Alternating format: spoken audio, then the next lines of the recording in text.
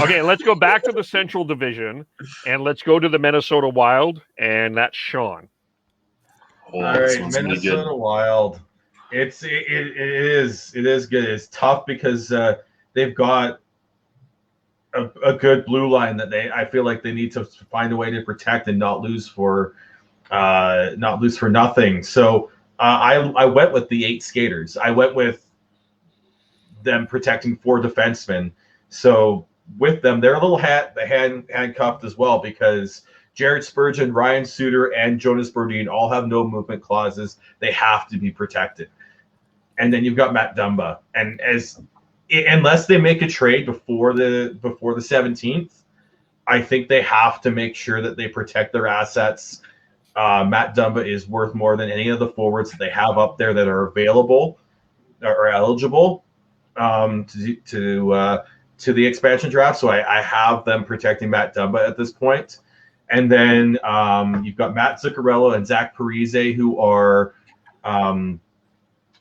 who have no movement clauses, so they have to be protected. So now you got 2 other forwards that need to be protected. Kevin F-Fiala, you have to protect. And then they just signed Joel Eriksson-Ek to a new contract. He is their shutdown center. Not even just shutdown center. They've been playing him with their Kirill Kaprizov, and he's been able to put up points. So you have to protect him.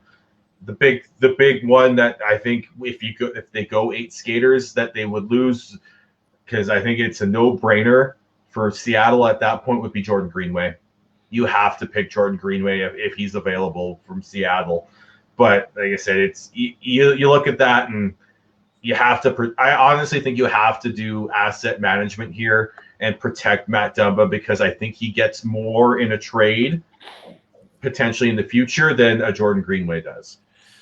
Yeah, if you went the 7-3 approach and then you're having to leave Dumba exposed, I think the likelihood of being chosen is very strong. Unless they can get one of those guys with a no movement clause to waive, and we haven't heard much about that, then you really are kind of forced into this route that Sean has outlined. So, Sean, you're protecting Andrew Hammond, the Hamburglar, on as a goaltender. Did you say that? No, sorry. I am protecting Captain.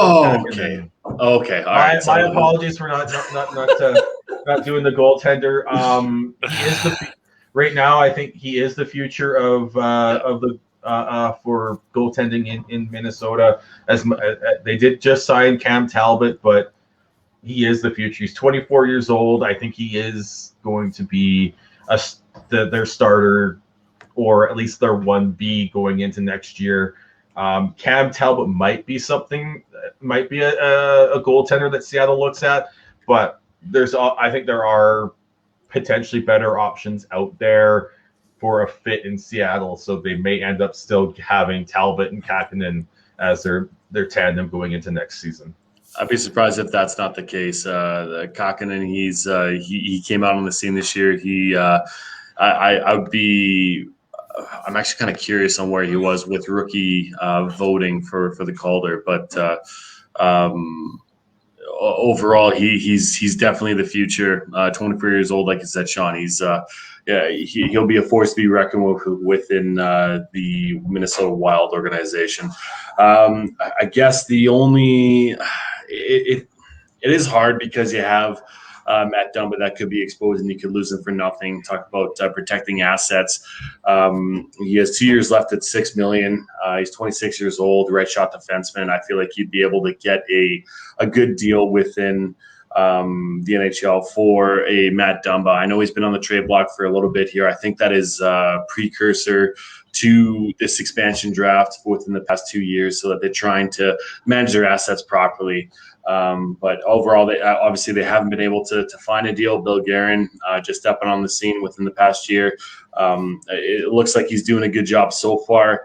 It'd be a hard pill to swallow, I think, for letting Jordan Greenway to be picked by Seattle. He's 24 years old. He's an RFA after next year, and that would be hard. Along with I don't think a Marcus Foligno would be picked, but he's a good heart and soul that really showed his true colors this year. And Victor Rask, a former Calgary Hitman. He hasn't really shown much out of being an NHLer, but I feel like he could be a potential as well, along with the Ryan Hartman. I feel like Ryan Hartman, he's been talked about a lot within the past 4 or 5 years. Surprisingly enough, he's only 26, so he's a young guy that could be picked as well. But you know what? Overall, I do respect who you did protect, because you're having a right shot defenseman that can move the puck and can be physical like Matt Dumba is. You do want to make sure that you can get something for him within a trade. Excuse me. I agree with your list. What I disagree with is I don't know if it's a no-brainer to take Jordan Greenway. I look at a guy like Marcus. I just with where Seattle, where we think Seattle is structuring their team. I'm looking at a guy like Marcus Johansson might be a better fit. Jordan Greenway's defensive stats are not great. Marcus Johansson has some versatility. I may look there a little bit longer than Jordan Greenway. Yeah, his upsize and his youth is good, but there is some questions about his defensive game. So I don't know if that's as no-brainer as you think. Also, there's Nick Bukestad, I think, is a good face-off guy as well. So I don't, but I do agree with your list.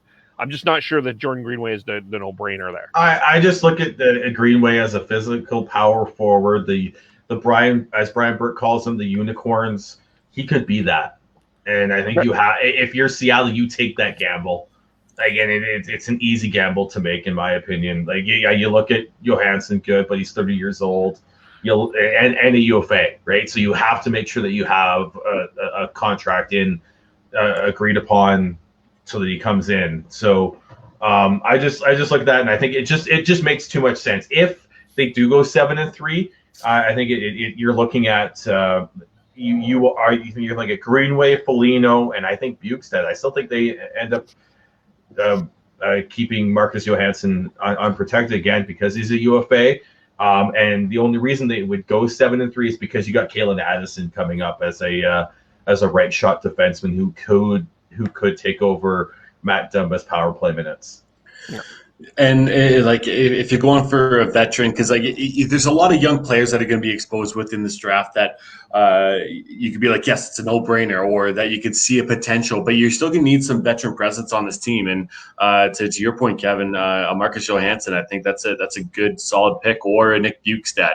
I think he is an underrated player that could play in your, maybe middle 6 to bottom 6 forward lineup. So you do need those veteran players within that dressing room to make sure that those young players can develop.